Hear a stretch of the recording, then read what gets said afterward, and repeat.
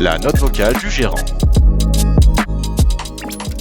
Bonjour, Didier Borowski, responsable Global Views de l'Amundi Institute. Aujourd'hui, je souhaiterais vous entretenir de la crise russo-ukrainienne et de son impact économique et sur les marchés financiers.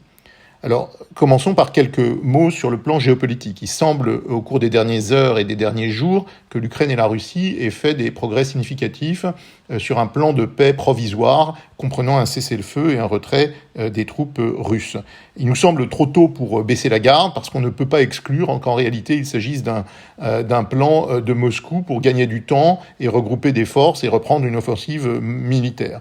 Ceci étant dit, il faut bien comprendre que la Russie va être sous pression cette année à double titre. D'une part, parce que l'économie russe va connaître une récession profonde avec une inflation très élevée et la Russie ne pourra donc pas financer un effort de guerre de longue durée. Et deuxièmement, parce que les autorités chinoises ont des intérêts divergents sur le plan économique, au sens où la Chine ne peut pas se permettre de voir une crise économique sévère chez ses principaux partenaires commerciaux, et notamment du côté de l'Union européenne. Et donc la Chine fera pression sur le plan diplomatique pour une résolution à ce conflit. C'est en tout cas notre conviction.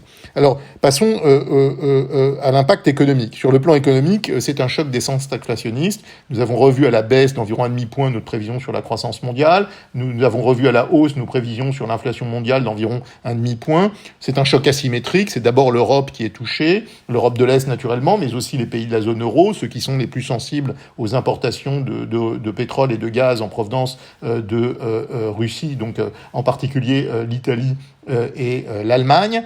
C'est un choc sur l'économie américaine devrait être relativement immunisée contre ce choc sur le plan de l'activité économique, même si on voit une baisse assez marquée de la confiance des ménages. L'activité résistera. En revanche, l'inflation va continuer d'accélérer du côté de l'économie américaine. L'inflation va aussi monter, bien sûr, du côté de la zone euro et sera très au-dessus de ce qui est anticipé par la Banque centrale européenne. Notre prévision de croissance en zone euro est bien inférieure à celle de la Banque centrale européenne, puisqu'on n'exclut pas que, au cours des prochains trimestres, la croissance soit proche de zéro dans le pire des scénarios que nous avons aujourd'hui en tête. Dans ces configurations, les banques centrales sont en grande difficulté. Du côté de la Réserve fédérale, la Banque centrale américaine a commencé à remonter ses taux directeurs et va continuer tout au long de l'année, mais au final, il nous semble qu'elle ne sera pas en mesure d'opérer toutes les hausses de taux d'intérêt qui sont annoncées et de réduire son bilan de façon très rapide, en dépit de ce qui était annoncé. Et du côté de la Banque centrale européenne, il y a aussi une volonté d'ancrer les anticipations d'inflation, mais compte tenu de l'impact qu'on attend sur l'activité économique cette année, de notre point de vue, la Banque centrale européenne ne pourra pas non plus normaliser sa politique monétaire. Alors, il y aura une réduction de ses programmes d'achat de titres, possiblement une première remontée des taux directeurs en fin d'année, mais ce n'est pas le début d'un cycle de durcissement monétaire.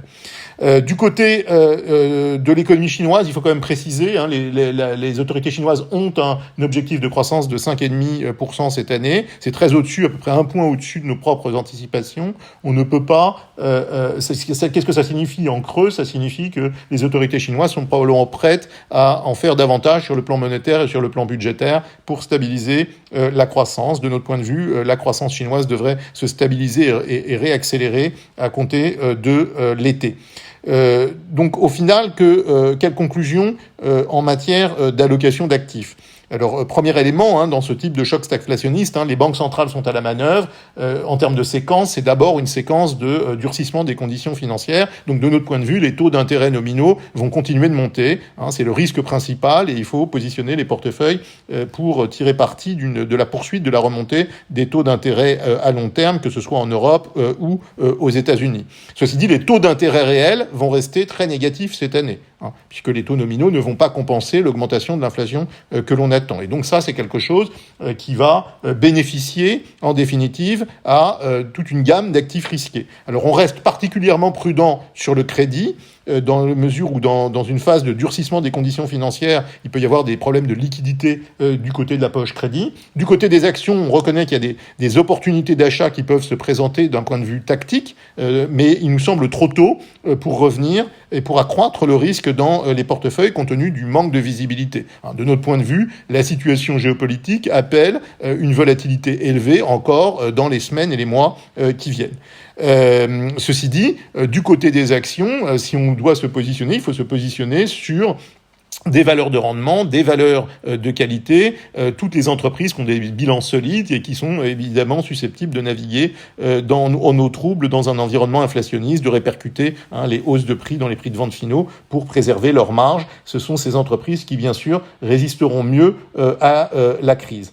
Donc, en résumé, un choc stagflationniste qui met les banques centrales en difficulté. La première séquence est une séquence de remontée des taux d'intérêt et le risque, c'est une remontée des taux d'intérêt à long terme. Dans cet environnement, il faut être particulièrement prudent. Ce n'est pas le moment d'ajouter du risque dans les portefeuilles, mais notre conviction, c'est que dans un environnement de taux d'intérêt réel négatif, il y aura, dans les semaines qui viennent, des opportunités de positionnement tactique sur les actions, y compris du côté des actions européennes. Voilà, je vous remercie de votre attention.